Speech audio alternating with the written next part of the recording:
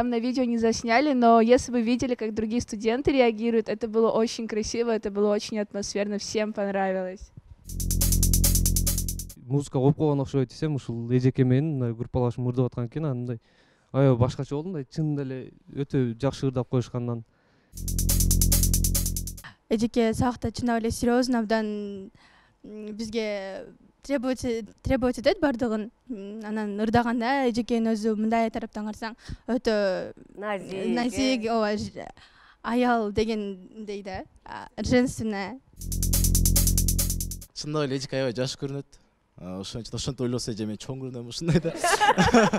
Айтып атышты что экөө кыз жигит экен деп атышты, аны эле окуп атыштым. Дан эң кызыгы Райым Эсмахан деп айтышты. Аны эле күлүп аттым да ошентипчи.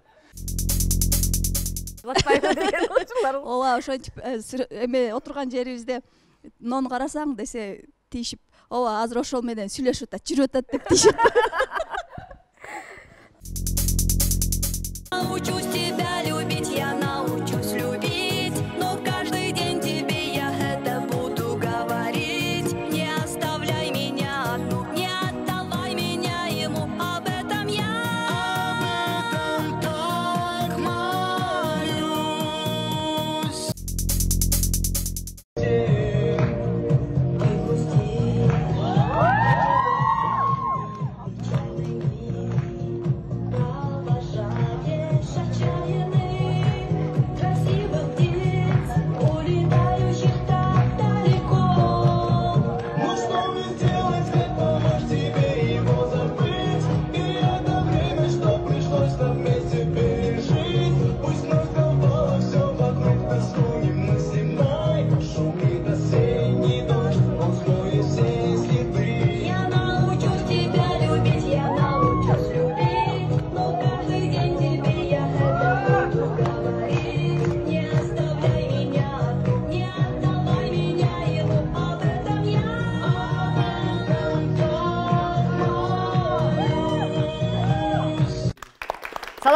Саламатсыздарбы? Мынакей бир түндүн ичинде хит болгон Турдукан эжеке менен Дима деген жигитти, студентти бүгүн биз студиябызга чакырып атабыз.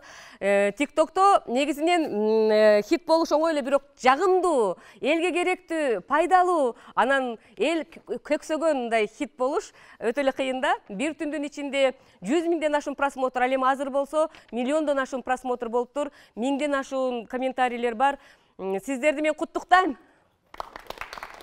Турдукан эжеке, мен сизди табышым аябай кыйын болду. Себеби дегенде мен чындыгында артындагы планшетти карабапмын, анан мага ошко жөнөтүп атышты да, эжеке ушуну чыгарышыңыз керек деп. Анан мен айттым, бул бизден эмес, бизде ошто жок депчи. Анан жок, сиздерде университет экен деп. Карасак анан жанагы Кыргыз-Кытай факультети деп турат. Анан сизди тапканымдын өзү бир 3 күн 4 күндүн убакыт болду. Мага чынын айтышым керек, аял катары мага сиздин турган турпатыңыз, кийимиңиз, ошол эле мимикаңыз жакты. Анан Валерия менен Стас Пьеханын өзүнүн ортосундагы возрасты, жанагы ортосундагы жанагы жаштары кудум эле силердей көрүндү да магачы. Анан сиздер атайлап таптыңыздарбы буну деп өзүм да таң калдым. Анан сиз менен сүйлөшүү бир эле мен үчүн эмес, бүт эле кыргызстандыктар үчүн мындай кызык болсо керек деп бүгүн студияга чакырдым. Куш келипсиздер дагы бир жолу. Биз өзү атайын жылдыз болуп кетели деп туруп атайын ырдаганыбыз жок. Өзүбүз үчүн, факультеттин студенттерине, окутуучуларына, жалпы жамааты үчүн эле жагымдуу атмосфера тартуулайлы деп капысынан эле чыгып ырдап койгонбуз. Ага чейин бул ырды жаңы жылдык кечеде, факультеттин жаңы жылдык кечесинде ырдаганбыз. Андан кийин 22 февраль күнү агайларды, студент балдарды куттуктап коелу деп эле кокусунан чыгып ырдап койдук. Мисалы үчүн, эмне үчүн башка ыр эмес, эмне үчүн ошол Валериянын, анан Стас Пьеханын экөөнүн ошол Ты грустишь деп аталган 2005-жылы чыгарылган ыр экен. Бул аябай ошол 2005-жылдан ушул күнгө чейин хит болуп келген ыр экен. Тандап алдыңыздар да, репертуарды кантип тандадыңыздар? Көп деле ойлонгонубуз жок. Биринчи жаңы жылдык кечеге даярданып атканыбызда уюштуруучулар тарабынан бир дуэт ырдап бербейсиздерби деген сунуш түштү.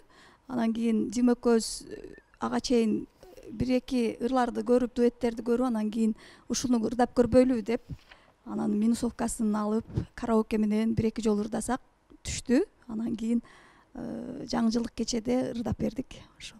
Мурда ырдап жүргөнсүзбү же мындай өзүңүз ырдайт белеңиз? Сиздин өзүңүздө мындай шык барбы же жакындан баштап эле ырдап баштадыңыздарбы ошо караокеде?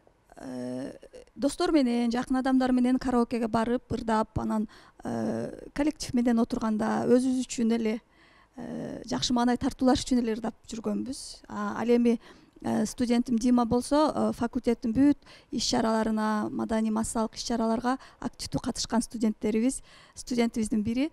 Кытай тилинде, кыргыз тилинде, кайсы тилде болбосун, сонун келиштирип ырдаган жигит. Ошол Диманы анда эмесе кол чабайлы Димага. Дима ырдаганда мага мынтип айтышты да, эжеке өзүнүн эле мындай үнү менен ырдап атат, бирок Дима деген ал фонограмма менен ырдап атат дешти да. Анан мен карасам, бирок караоке да алчы. Анан ошого азыр мен Дима элдин баардыгына дагы бир куплет ырдап берсе, бир ырды же ошо тыгрусиш деген эле ырды, экөөңүздөр бир куплет ошо отурган эле жерде ырдап туруп баштап берсеңиздер дегим келет да. Мүмкүн болсо микрофондорду берсеңер, эки микрофон менен жандуу үн менен эле. Как всегда небо спросит, пустота, все прохожие исчезли вдруг, городом править ненастье.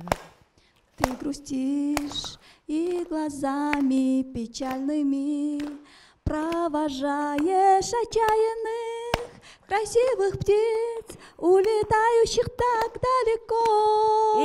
Ну что мне сделать, как помочь тебе его забыть? И это время, что пришлось нам вместе пережить, пусть нас сковало все вокруг тоской немыслимой, шумит осенний дождь, он смоет все следы. Я научусь тебя любить, я научусь любить, но каждый день тебе я это буду говорить. Не оставляй меня одну, не отдавай меня ему, об этом я так молю. Бул ырдын негизи мындай тарыхы сүйүү жөнүндө биздин кыргыздардын менталитетине такыр туура келбеген сүйүү жөнүндө да. Ырды тандоодо мындай ошол менталитет дагы каралбадыбы? Кандай болду? жок, ал жөнүндө ойлонгонубуз деле жок. Негизинен Дима бизге Кыргыз-Кытай факультетинде Конфуций институтуна 3-курстун студенти. Жана айтып кетпедимби, массалык маалымат баягындай массалык иштерге, иш-чараларга өтө сонун активдүү катышат. Анан бул жерде менин студентим 1-курстан баштап окуткам, андай ой деле кеткен жок. Анан баягы өтө жөнөкөй, эч кандай алдын ала даярдыгы жок болгон үчүн гана анан ушунчалык элге жагымдуу болдубу, ушунчалык позитивдүү комментарийлер жазылды деп ойлойм. Мени таң калтырган негизинен ошол жанагы сиздердин эч кандай бир даярдыксыз эле чыгып, бирок ошол профессионалдуу ырчылардын катарында алардан да бийигирээк, жакшыраак ырдаганыңыздар болду да. Анда эмесе мен бүгүн студенттерди да чакырдык. Студенттер кандай кабыл алды? Здравствуйте, я студентка Конфуция. В первый раз, когда выступали на нашем мероприятии, это был неожиданный номер, то есть изначально никто не говорил, что будет выступление, но когда они начали петь, действительно всем очень понравилось. Там на видео не засняли, но если вы видели, как другие студенты реагируют, это было очень красиво, это было очень атмосферно, всем понравилось. Тогда что планировалось у вас? Что было тогда? Это был просто праздник, поздравляли учителей и студентов с 23 февраля.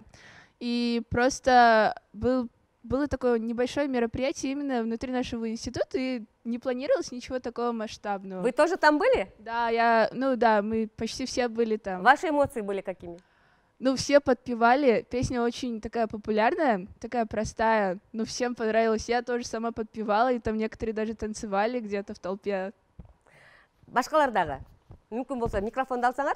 Биз ал учурда ошол майрамга карата ошол иш-чара болгондо биз билген жокпуз. Мен бул Турдукан эжекени башында билген эмесмин, мындай ырдайт деп ойлонгон эмесмин да. Анан ол жерде ошо биз дагы бар элек, мындай башталганда ошол мен байкабадым эле, эжеке ырдап кийин карасам булар баягы мындай музыка коюп койгон окшойт десем, ушул эжеке менен мындай группалашым ырдап аткан экен. Анан мындай аябай башкача болдум да, чынында эле өтө жакшы ырдап коюшкандан ойлободум эле мынчалык катуу болот деп. Дагы? Мен дагы билген эмесмин Турдукан эже ушинтип ырдаганын, потому что жаңы жылдык балда мен не заметила, что они пели, да, и 23-22 февраля көрдүм, и реально очень круто спели, анан кийин ТикТоктон көргөндө дагы прям гордость болду. Сыймыктандыңыздар. Дагы ким? Ошо биз майрам кечесинде турганбыз, бир маал эле эжекебиз ырдап калгандан ким ырдап атат деп байкабадык. Биринчи карасак эжекебиз ырдап баштаптыр, анан Дима эко кийин эле анан ушу ТикТоктон көрүп калдык.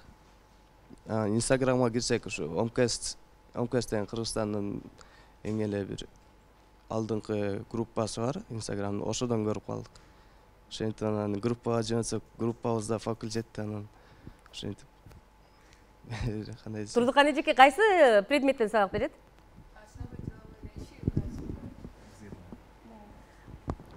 Мугалим болуп силерге окутуучу болуп киргенде азыр кандай реакция кыласыңар, мурда кандай болчу? Она на уроке очень серьезная и достаточно требовательно, хорошо ведет уроки, серьезно. И, если честно, я удивлена, что она так спела. Да. Бирок баары ага чейин до и после деп, ага чейин андан кийин болуп, ырга чейин, ТикТокко чейин, ТикТоктон кийин болуп бөлүнүп калды да азыр. Нет, такого нет. На уроке она, как всегда, ведет уроки, все как обычно. Но все равно я ими горжусь, что они вот так вот знаменитостью стали. Дагы ким кандай? Эжеке бизде быйыл биз биринчи курс болгондуктан эжекени тааныбайт элек. Анан бизге экинчи семестрден сабак берип баштады. Эжеке сабакта чынап эле серьезно, абдан бизге требовать этет бардыгын. Анан ырдаганда эжекенин өзү мындай тараптан карасаң өтө назик, аял дегендей да, женственная, өтө прям жагат эжекенин мамилеси жүргөндөрү. Анан жылдыз болуп кеткенде дагы жылдыз болдум деп мынтип болбой эле, обычно эле өзүнүн мугалимдей эле. Анан Димака деле өтө жакшы бизге дагы жакшы нерселерин айтып. Турдукан эжеке, жылдыз болгондон кийин өзүңүздү кандай сезесиз? Элдер кетип баратканыңызда таанып калышат да, мына жанагы эжеке го депчи, же жанакы эже го, жана ырдаган эжеке го деп. Ошондо мындай сезимдер кандай болот? Бул сезим мага анчалык деле мындай билинген жок. Таасир этпеди. Таасир эткен жок. Күнүмдүк жашоом ошондой эле өтүп жатат. Бирок бүт эле группалардан, WhatsApp'тагы бүт группалардан, али карасам Facebook'тан, али карасам Instagram'дан бүт эле ссылкаларын жөнөтүшүп, ушинтип жылдыз болуп кетиш, ушундай бир күндүн ичинде эле жылдыз болуп кетет экенсиң да, эми кандай болуп атасың, өзгөрдүңбү дешипчи. Анан кичине жумушта баягындай ар түрдүү случай болгондо сен тийишип калышат. Звезда ушундай да анан кийин. Бирок мен эч кандай өзгөргөнүм жок. Өзгөрбөйм дагы. Үй бүлөдөчү мындай? Үй бүлөдө ар түрдүү, мисалы үчүн достордун арасында, аяштардын арасында тийишип, ссылкаларын жөнөтүшүп баягынтип кылышты. Бирок күйөөм туура эле кабыл алды. Жолдошуңуз туура кабыл алды. Түшүнүү менен эле кабыл алды. Кээде мындай атайлап дагы тийишкен учурлар болот да. Карачы момундай болуп, биздин аяш деген момундай жигит менен чыгып атпайбы деген учурлар болот. Ооба, ошентип эме отурган жерибизде нону карасаң десе тийишип, ооба, азыр ошол менен сүйлөшүп атат, жүрүп атат деп тийишип. Бирок туура кабыл алды. Анан Дима менин кызым менен тең, чоң кызым студент. Мен баламдай, студентимдей өтө жакшы бир тууганымдай, үкөмдөй кабыл алам. Анда Дима, эми Турдукан эжеке сенин мугалимиң экенин баары эле билер бет? Миллиондогон адамдар көрүп атпайбы? Сага кандай немелерди жазып атышат, комментарийлерди? Өзүңө жанагы личка баракка деп коебуз го, өздүк баракчаларга кандай комментарийлер келип атат? Кайсы бирлерин кабыл алып атасың, кайсы бирлери мындай жагымдуу болуп атат, кайсы бирлерине түшүндүрүү киргизгиң келет? Алгач саламатсыздарбы? Ушундай эфирге чакырганыңыздарга баарыңыздарга ыраазычылык билдиребиз. Албетте Турдухан эжеке экөөбүз ырдаганда мынчалык элестеткен жокмун. Тиктикке чыгып, ОМКСке чыгып кетебиз деп. Бирок эми комментарий жазып атышты кээбиркилер, чындап фонограмма деп атышты, кээбиркилер кыз жигитпи деп атышты. Эжекем чындап эле эжеке аябай жаш көрүнөт. Ошентип ойлосо эже мен чоң көрүнөм ушундай да. Айтып атышты что экөө кыз жигит экен деп атышты. Аны эле окуп атышты. Дан эң кызыгы Райым Эсмахан деп айтышты. Аны эле билип аттым да ошентипчи. Бирок мен Ибрагим Эсмахан деп. Ушинтип айтып атышты. Бирок мен бардыгына позитивдүү карайм. Эч качан мындай негатив менен карабайм. Жазгандар жаза берет, окугандар окуя берет дегендей. Эң башкысы эчке айткандай мен да жубайым бар да. Аны үйдө бир аз неме кылды. Сырдап койсуз го. Чыгып кетсиз го деп тамашалап айткан экен. Кечинде аны айтышты. Азаматсың аяк бак деп. Бирок мен эле билген жокмун. Мен ошол кезде бир иштерим менен телефон өчүк болуп, эртеси менен көрдүм да. Ушу группалаштарым, бир тууган эжелерим жөнөтүп калды.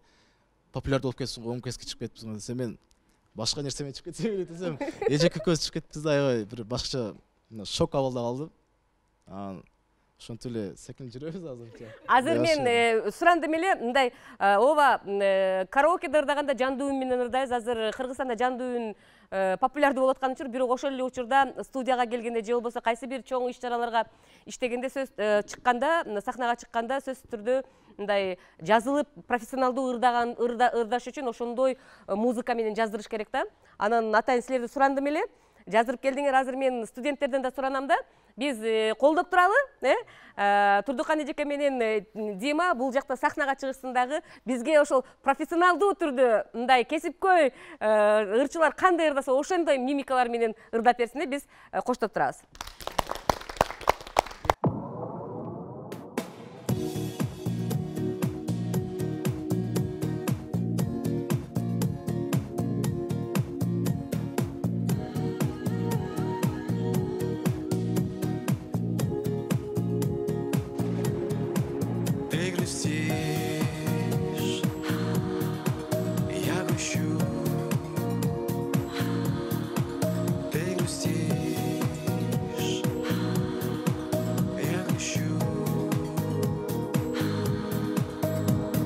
Осенью, как всегда, небо спросит, пустота, все прохожие исчезли вдруг, городом править ненастье.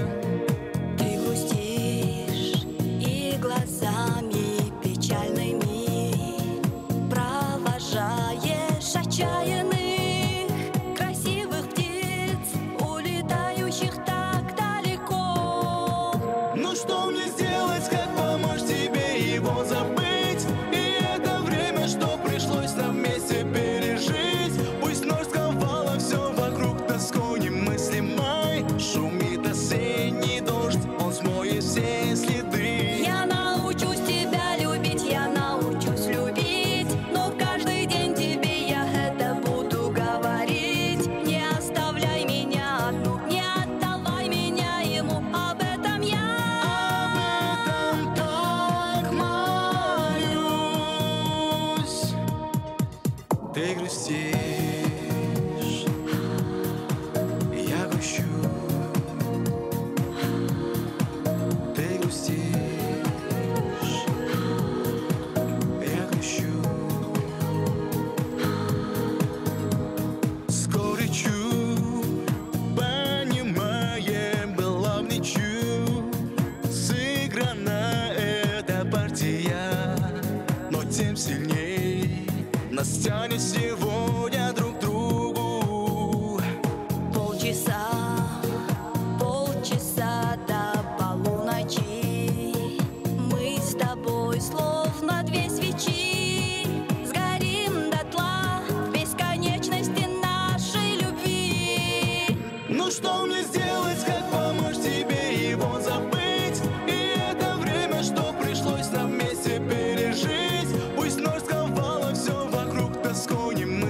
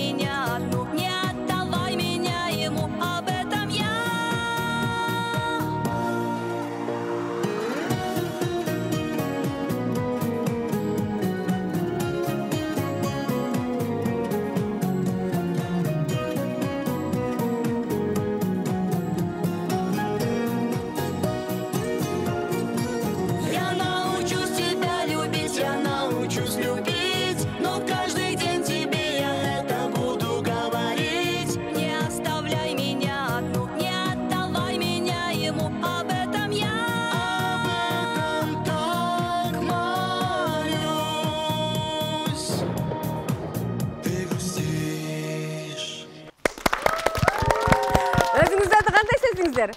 Өтө сонун. сонун. Мисалы үчүн ушундай кесипкөйлүк менен бир башка сахналарга чакырса барганга даяр элесиздерби? Даярбыз, бирок мен үчүн достордун арасында, жакын адамдардын арасында өзүм үчүн гана баягы жакшы маанай тартуулаш үчүн ырдоо ошол бойдон эле кала берет. Ал бийигирээк турат, э? Бийигирээк турат. Чоң сахналардан көрө. Азыркы бүгүнкү өзүңөрдүн ушул аткарууңар силерге жактыбы? Жакшы эле го дейм. Сонун болду, э? Студенттердин арасында деле, мисалы үчүн Димага окшоп, мен да ушул Турдукан эжеке менен ырдасам деген жигиттер бар да, э? Барбы, ырдаңар келе? Мүмкүн болсо микрофонду алсаңар, мына микрофон силер үчүн.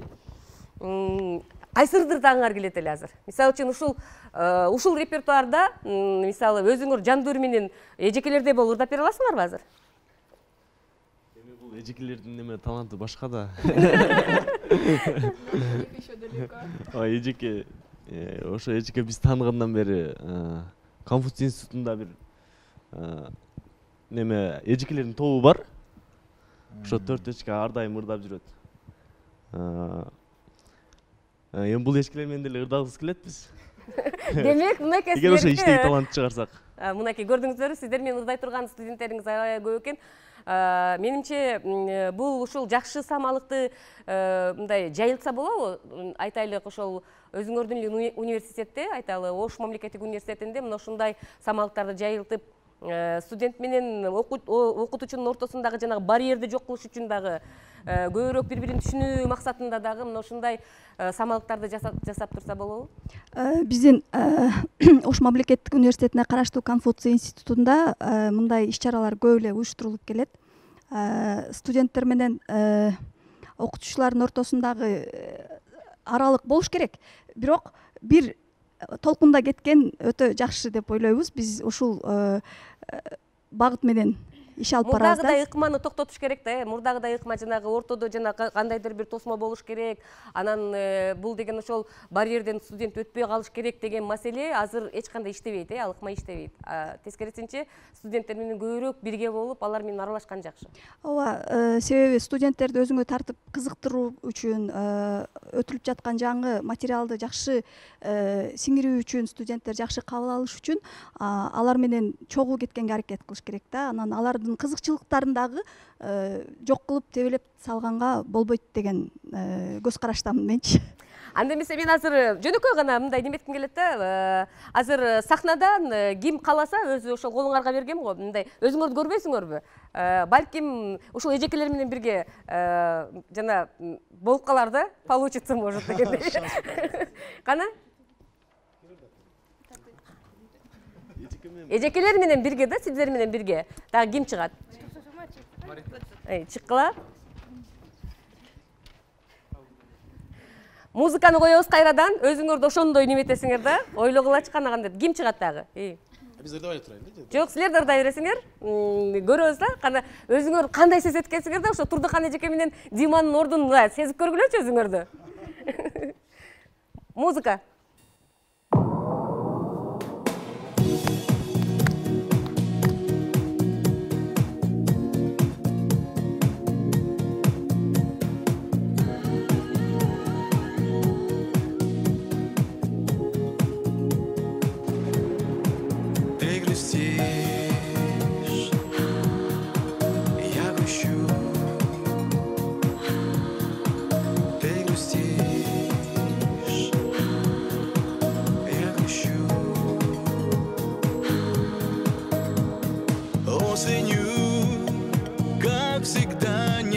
Спросит, пустота, все прохожие исчезли вдруг. Городом править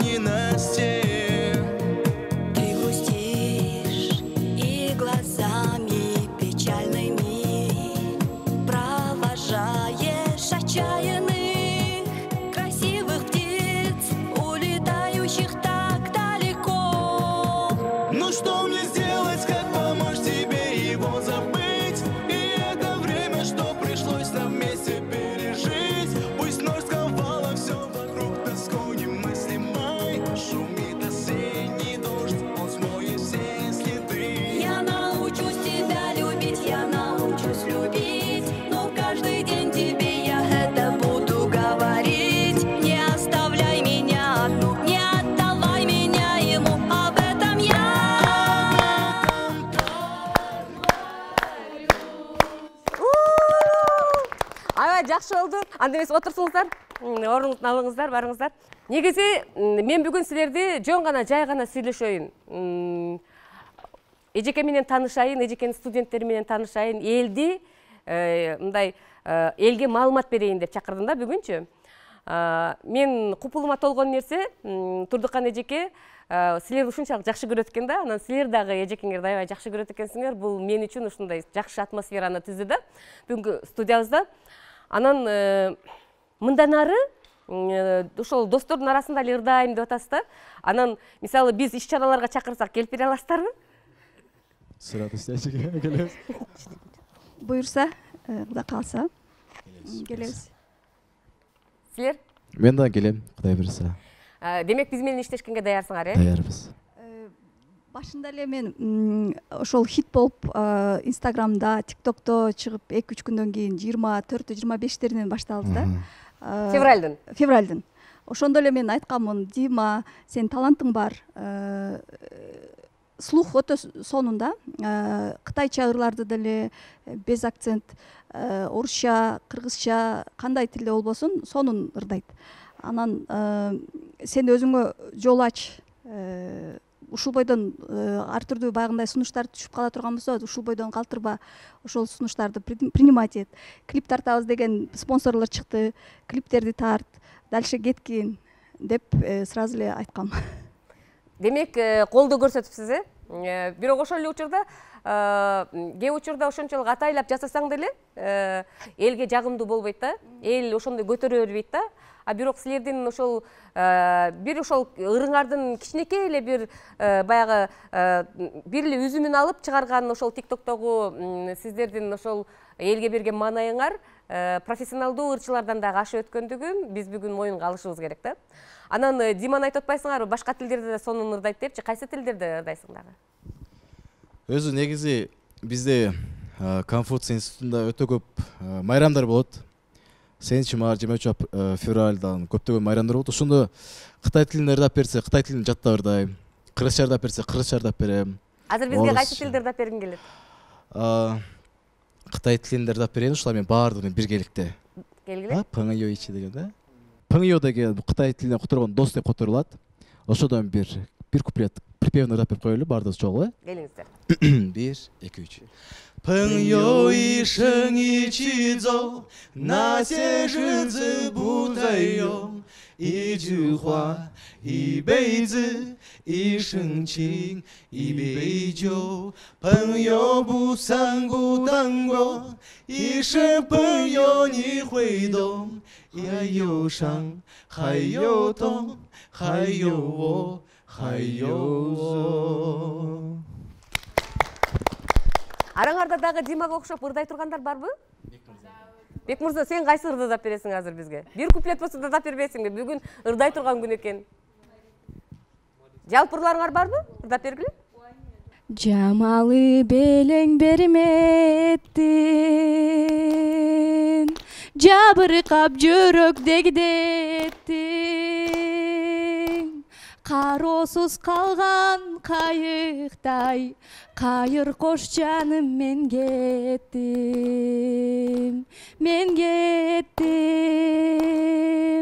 Карап, карап, кайрадан сени самап, күттүм,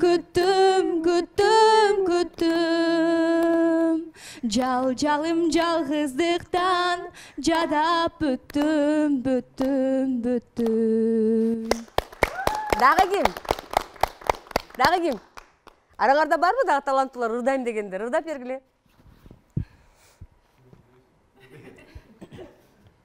Ошо бая пыңйо дегендердин башынан баштап ырдап берейин. Биз ортосунан ырдадыңарбы бая? 这些年，一个人，风也过，夜也走，有过泪，有过错，还觉得坚持什么？真爱过，才会懂，会寂寞，会回首，总有梦，总有你在心中。朋友一生一起走，那些日子不再有，一句话，一辈子，一生情，一杯酒，朋友不送不难过，一生朋友你会懂，还有伤，还有痛，还有走，还有我。Жалпысынан алганда бул дос жөнүндө, анан ичинде кандай мазмун? Микрофон. Ошо ичинде достуктун Баалуулуктары жөнүндө. Достуктун баалуулуктары жөнүндө. Негизи ошол достук жөнүндө деп койсок болот. Бул жерде көбүнчө баягы ошол эки достун бири-бирин көп көрбөгөн кездер даган дос. Сагынуу, Сагынууда анан кийин ошол ибейзи деген которгондо бир өмүрлүк бир жашоодо деген ырда ошо бир өмүрдө ушундай достугубуз бекем болсун, ушундай достор көп болсун деген маанидер даган бар болду. Турдукан эжеке, өзүңүзгө окшогон мындай таланттуу балдарды кантип тандап алдыңыздар? Биздин Конфуций институтубузда өтө таланттуу, аркырдуу студенттер өтө көп. Бири ырды жакшы ырдаса, бири бийден жакшы, бирөө жакшы сүрөт тартат. Факультетибизде, институтта ар студентке ар түрдүү мамиле жасап туруп, ошол таланттын, ар кимдин ошол таланттын ачып бергенге аракет кылабыз. Сабактан кийин институтубузда бекер акысыз, акы төлөнбөй туруп, толтура баягындай кошумча иримдер бар. Сүрөт тартуу, каллиграфия, ыр, бий, спорт менен ушу, кунфу иримдерибиз бар. Кимдин кандай талант болсо ошол жагын кеңирирээк ачып бергенге аракет кылабыз. Анан факультетибиз өзү жаш 2013-жылы түптөлгөн. Коллективдин көпчүлүгү жаш окутуучулар. Анан ошонун үчүн дагы биз студенттер менен бир багытта кеткенге оңоюраак болот да. Иштөө оңой десеңиздер, башка жакка караганда салыштырмалуу иштөө бир топ оңой, Мындай студенттер менен албетте иштеген келет, иштей берген келет туурабы. Дагы мисалы үчүн алдыда иш-чараларда мындай студенттер менен чоң бир мындай фестивалдарды уюштурсаңар болот го дейм.